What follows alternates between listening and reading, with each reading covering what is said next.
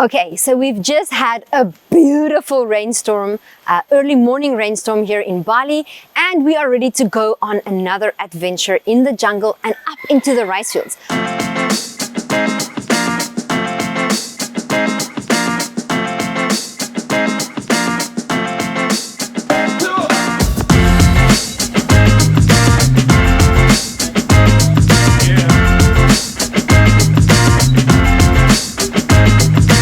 But today is a very special day because you guys have seen Arta before, and he'll be the gear guide for our day. Thanks, Arta.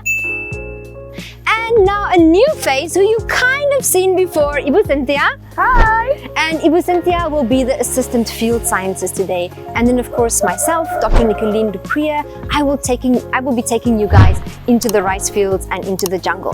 So there's a few things that I've already spotted here, and I really can't wait to take out the microscope and take out some of the other gear and just explore what is around us. But first of all, I want to bring your attention to this beautiful, massive tree. You guys just come a little bit closer. Like, just get up here. It's really cool. Like, if you just put your hands on this tree and, oh my goodness, like, feel the bark and go all the way up. That's such a far way up. And if I look around here and I look at this root system, I'm really reminded at how remarkable trees are and how important they are within this ecosystem. Just look at this. Their root system has so many functions. One of the most important functions for me is that they hold the soil, the land together. And you can see here are some of the fungi growing out of the root system that help these trees communicate to other trees, because even in this area, there's quite a lot of trees. There's one down here, there, and there's two over there. So just pointing out how awesome the job of this tree is, because you could see quite a lot of erosion. Further up here, there's a lot of man-made structures, a lot of buildings, a lot of concrete, which means when it does rain and when the water does pour down, it comes down in quite a force. And everywhere where we are walking, you will see bits and pieces of erosion happening. But of course, here where the tree is, it's doing a great job. So let's keep looking. Oh, it was at your head. Look. There's something there. An exoskeleton. Whoa, if you come very close, you'll see where the feet actually hooked into the banana plant. There, the banana plant even turned brown. That's how deep this cicada actually hooked itself. And it has that adaptation on the edge of its legs to hook on, and then it'll shed their skeleton. And strangely enough, this area makes me think, oh my word, that a lot of animals and creatures come to shed their skins here. Did you guys see that? Arta, I think we need to take out the microscope. Maybe if you can set it up for us here at the top, Arta. Guys, come closer. There is a whole snake skin that's been shaded here, but even all the way down to here. Look here. If I take it out like this is so interesting. It seems like two different snakes came through this banana plant to actually shed its skin. So I think it must be quite difficult for the snake, who doesn't have any hands or feet, to shake off their skin.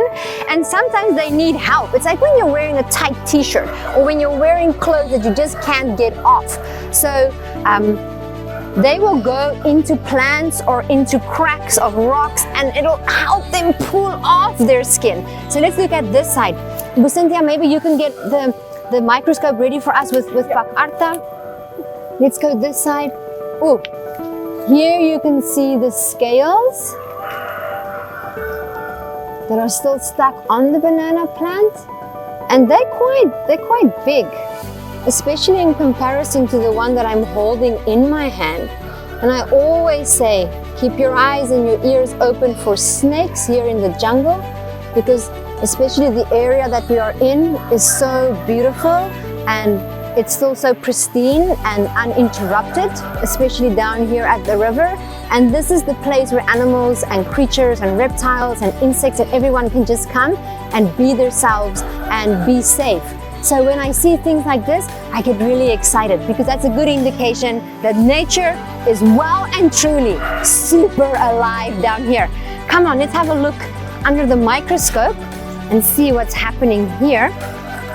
Okay, so let's put it on. And you can come closer here. Let's see, where's our light? Put on the light for our microscope. Okay, so with the microscope, you'll see that the light turns blue and we'll be able to zoom in and out. So I'm just gonna zoom here, position some of the skin under. Ooh. And let's see if we can get a nice focused view. Whoa, that's quite a close-up. Look at this. Look at the patterns in between the scales and how they are almost woven together. I'm gonna just turn it a little bit like that. Let's go up here a bit. Let's get some perspective. And let's zoom in some more. Oh, there, on the edge of the scale. Whoa, look at that. Look at how beautifully they are segmented together.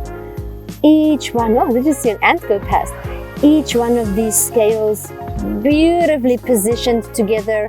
And what they do, those pieces in between, Cynthia, if you can hold it like that, with the occasional ant running past.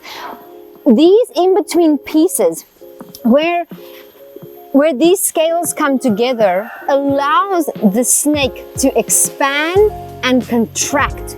And then at some point, when the snake becomes too big for its skin, it needs to shed its skin and allow the new skin to support the body. Now, I'm gonna quickly have a look around. Wow, I don't have to look far. What? Here's another, how's that possible? We can just like look to the side, to the left, to the right, and there's something. Here is a thorax. This is so crazy. A thorax of a sun beetle. So let's go under there and have a look what that looks like. Oh my goodness. We can move up a bit. Thanks, Arta, for holding it steady. Oh, guys, I see a lot of fungi growing on this thorax. Let's go up a little bit more for perspective once again. And then we zoom in here. Oh, it looks like almost as if there's hair, spiky parts on top of this thorax. Look here on the side, you can see quite hairy and spiky. Okay, oh, there's a butterfly going past. Well, even if I hold it right here in my hand, you can have a look at this thorax, and it's quite hard. And it's interesting that the rest of the body is gone. It's either been eaten or deteriorated, and this is a good indication as to why the thorax is so important, because the thorax is like the armor that really protects and keeps the creature, in this case the cicada, safe. So, okay, oh, there's some more pieces. It seems like we're building a puzzle. I'm gonna just leave them here in nature, and let's see, maybe we have something down at the river. Arta, before you put it away, maybe just bring it like this for us, and then we'll see. Maybe we'll find something else. Cynthia, we can put the snakeskin here. Today we're not taking any specimens. We have quite a lot of specimens in the learning center, so we're just gonna leave nature as it is. And I'm gonna actually take this part of the snakeskin and I'm gonna put it back here in the banana tree where I found it, because we don't need any snakeskin specimens. So let's go down. Go slow, watch your step. It's really tricky going down. Remember to look under the leaves. Oh, there's another beautiful tree. You just have to touch it. I think the trees really appreciate us appreciating them. keep your eyes wide open. Whoa. Because like I said, if you keep your eyes wide open, shall we look at this one? Look at that. I just picked up another cicada. So just a while back in the banana tree, we saw that strange exoskeleton stuck into the banana tree. And this is what's coming out of it. It's this cicada. So let's see, let's have a look. Let's find a good spot. Oh, let's go up here. I still think there's so many other things to find. So let's watch our step. Okay, I'm gonna wipe it off there. Let's put the wing under the microscope. Oh my goodness. I mean, this is so crazy. To actually go with a microscope into nature like this is so fascinating. Look at that. Oh. So get this. If you come closer here first to the front, I mean, we're looking at this cicada, right? And we're looking at the wing that I'm pointing at here. And then when you go closer into the microscope, look at all those little hairs. Why are there little hair pieces on top of the wing? Does it help them to sense, to feel? I really wonder, does it help them with their flight? I don't know. Oh, look at that eye. So here is a beautiful eye. And actually, if you are able to go very close, you'll see all those little dots on top of that eye, because they have similar compound eyes. It's made out of many lenses, because they have to see the world from so many different perspectives to help themselves to stay safe from predators. And it's just absolutely fascinating. Okay, I know you guys want to move on, but just look at the legs under here. Ooh. Oh my gosh, look at the hair again. Oh my goodness, that's all on top of the legs. It's kind of scary and gross, but so cool. Look at the patterns. Look here on its body, again, how segmented it is, because it's supposed to be able to expand and contract a bit. So really epic. Oh my goodness. Thank you, cicada. I'm definitely leaving you here in nature. And I think it's time to cross the river, and then we will introduce you to the rice field. So watch your step as you go through the river. You might see something here, I don't know. Oh, I found a very beautiful bead. These are like very special seeds from a certain tree that grows here. It's called a reduxa tree. So, are you guys ready? I'm gonna jump over. 1, 2, 3, watch your step. Oh. Actually, there's so many holes here. I wanna bring you guys closer. It's a bit scary. Come look here. All of these holes are made from snakes and crabs. And come have a good look here.